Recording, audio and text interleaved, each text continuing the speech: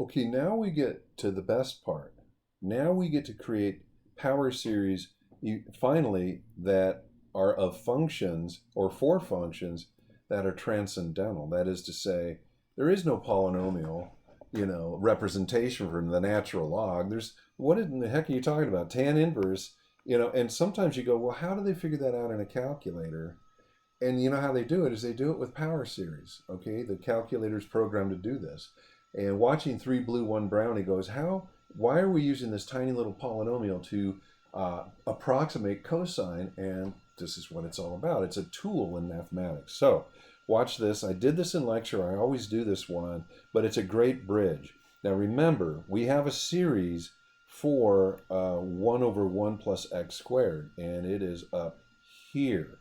Now, what do you want to use? It's up to you. If you're trying to write it in sigma notation, it looks like that. But if you really want to see the terms term by term by term, you do this. So I can do both. It's going to take a bit of time. But in this case, say you go, all right, I want to find that guy. It would look like this. Let's do it with the term by term first. So tan inverse, we know, is the integral of 1 over 1 plus x squared. But we have a series for 1 over 1 plus x squared. It's up here now. We did this on purpose. Look at it. Can you memorize it? 1 minus x squared plus x to the fourth. Okay, I do. 1 minus x squared plus x to the fourth minus x to the sixth plus ... Okay.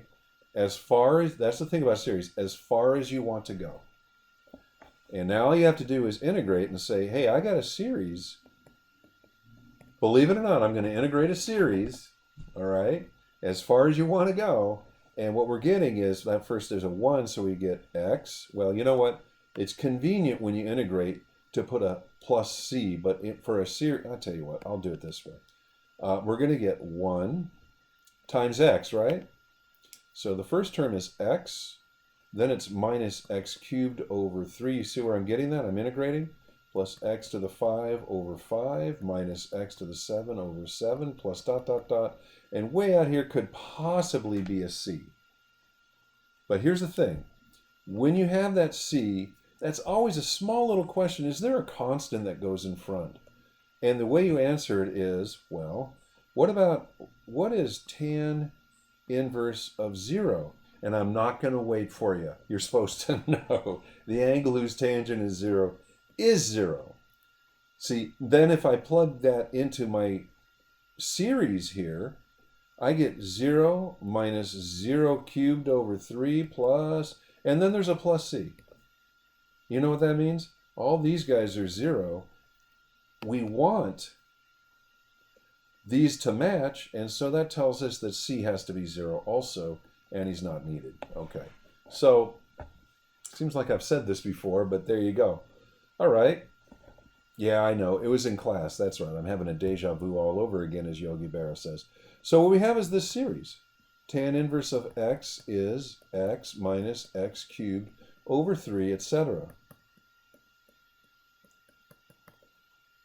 Now listen, you can also do it all at once with sigma notation. You can. Because when you get done with this, you tend to want to put it in sigma notation. But what if we did this? Instead of doing all the terms together, and I do that for comprehension purposes, okay? Because otherwise, if I do what I'm about to do, you go, okay, if you say so. But you see, keep in mind, we wrote out the terms and integrated them term by term. That feels right. Watch this, though. So tan inverse is, again, it's the integral of 1 over 1 plus x squared dx. But now we can do it, how about sigma notation? Integral, series, 0 to infinity. What did we get again up here? Do you remember? Do you remember? Do you remember? There it is. It is negative 1 to the n, x to the 2n. Okay? So this is negative 1 to the n, x to the 2n, and then dx. And we integrate the term in this series. We integrate it. What happened to the sign as you integrated? You had 1 is positive, positive x, negative, negative, positive, positive. In other words, the coefficient, the minus and plus 1, it just waits for you to integrate. So we write series, n is 0 to infinity, and what we've got is minus 1 to the n times, you ready? We're going to integrate now. Bump up the power by 1 and then divide by it. And that's it. Believe it or not. Now you can plug the number in. You can plug in 0 and you get a positive x over 1. Is that right? If you plug in 0. Okay? You can plug those guys in and verify that that's what you're getting. Okay? Because there it is right there, your x. All right. The next one. How in the world is natural log relating to all of this? Well, let's show you. Well, the natural log of 1 plus x, you ready to get clever, is really, ready, the integral of 1 over 1 plus x. Yes or no, true or false? It's true, isn't it? It's true. So we can say that's the same as the integral of, okay, this time I'm going to do it in sigma notation, but first I'll write it so you can see it better. 1 over 1 minus something. And the something we put in there is minus x. So yeah, we're going back to that granddaddy series again that you wrote down and had tattooed at the parlor, right? Or not. Okay, right next to the quadratic formula. Okay, so what we have then is, ready? Series. N is 0 to infinity and whatever to the n dx. And in this case, you're plugging in minus x. How did that series sneak in there? Well, just like we did in the previous video, we found that form and we composed with it. But in this problem, we go one more step. So I'm going to integrate, but before I integrate, this is always a good idea. Get it ready to be integrated. Take that negative out and just put it to the side and look at the power of x as x to the n. Okay. Now we can integrate. And when we do, we lose the integral symbol. And we get, ready, minus 1 to the n, and here come the power, times x to the n, bump it up, over, bump it up, we're done. That's the series for our natural log. Crazy.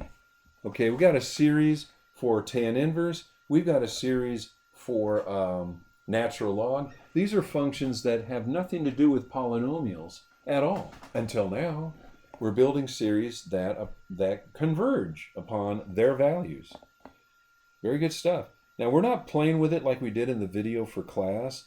I think later we do one example, I think, using it. But I think it's fun to play with, so I might do one in this video as well. That is to say, plug in a value for it. This one also, you can watch it in our class meeting video, something like this.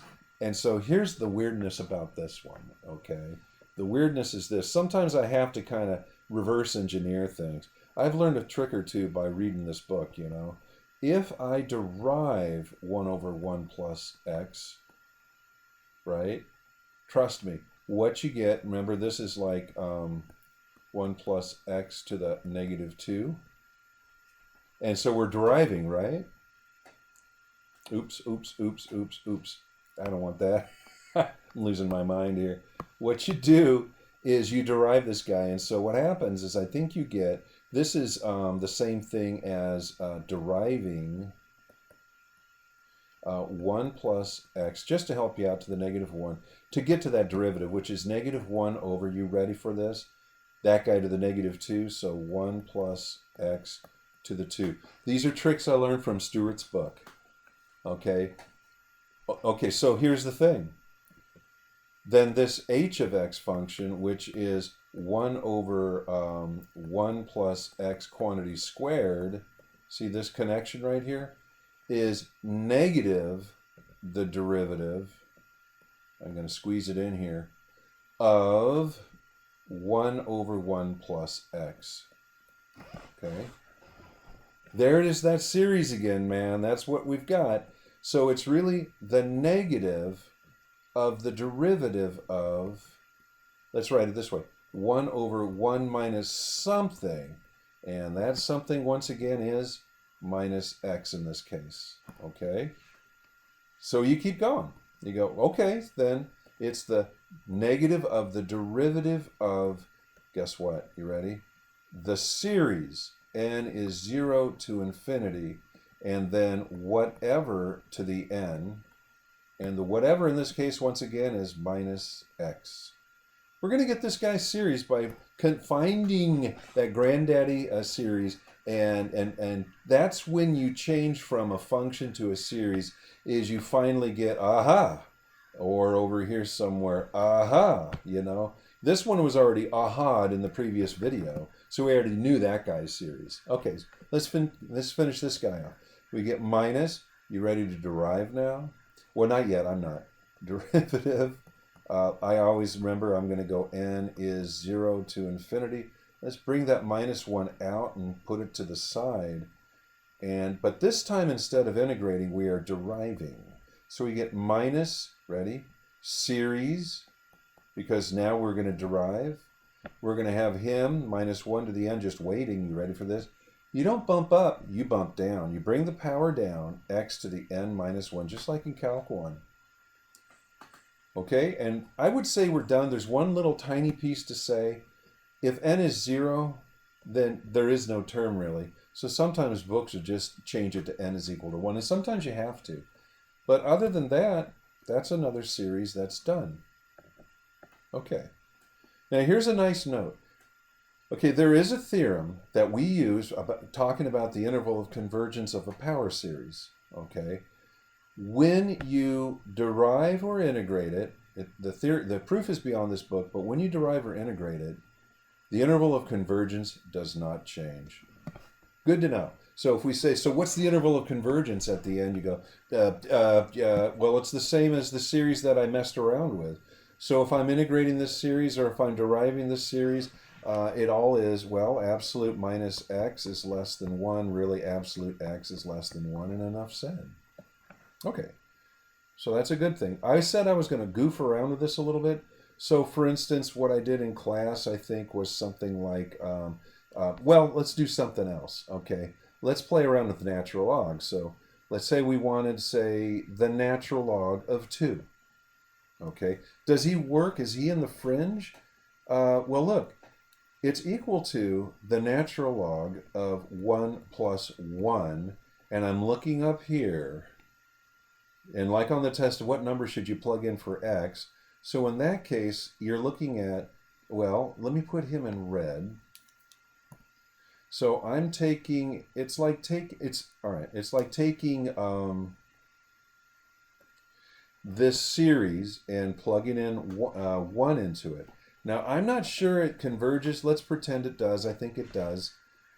When you plug in 1. But if it does, we have a series for the natural log of 2. If you want to get smaller, you can.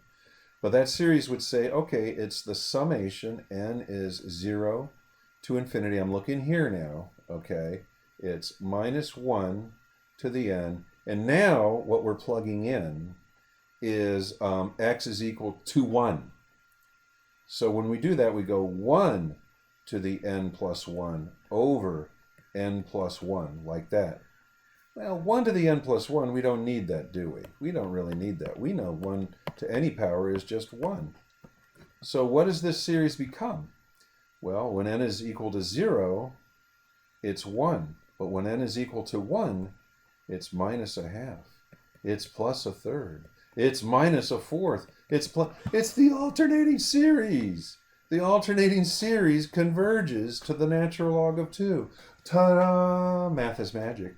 Math is magic. By plugging in 1 into this series. Now, we weren't sure if it converges, but I think we are now, aren't we? Because this is the alternating harmonic series, and it converges. Wonderful stuff. So, in conclusion, that's good, and you can pause it and stare at that. So I'm going to give you one more dump of information. It's here. It's like playing around with this stuff and what you can do. Now, you can do this yourself also, but I'll get you started. What happens is you go, oh, use a power series to approximate a definite integral to 6 decimal places, and there it is, tan inverse of x over 2. You guys, you can actually do this by parts. Yeah, that's not a problem, but you can mess around with this and make it really a nasty problem that you don't know how to do. Okay, so, but anyway, what we have here to do is come up with a series. Here's the thing, guys and gals. I'm going to say the following so that hopefully you hear me. This is kind of a lengthy video. But when we did tan inverse, and we're going to use tan inverse, okay, and we're going to use it to approximate, okay, so I'm not going to use the sigma notation this time. I want to string out numbers and then put in the limits of integration, and maybe it's an alternating series or not, but I'm going to just add numbers. Okay, so when that happens and they're asking us to, guess what, approximate, I don't use sigma notation. So better to list the terms of the series when approximating. Tried and true. I've been doing this for years, so I'll show you. Okay, so what we have is, well, tan inverse of x can be represented by, what was it again? Okay, where are you? Oh, this guy, right? He's represented by x and all that stuff. So we'll say x minus x cubed over 3. I think I have it memorized now. It's x minus x to the third over 3 plus x to the 5 over 5 minus x to the 7 over 7 plus as many as you want. As many as you want. Okay. Now we just jump to the problem. You ready? Integral 0 to 1/2 tan inverse of x over 2 dx is equal to the integral from 0 to 1/2.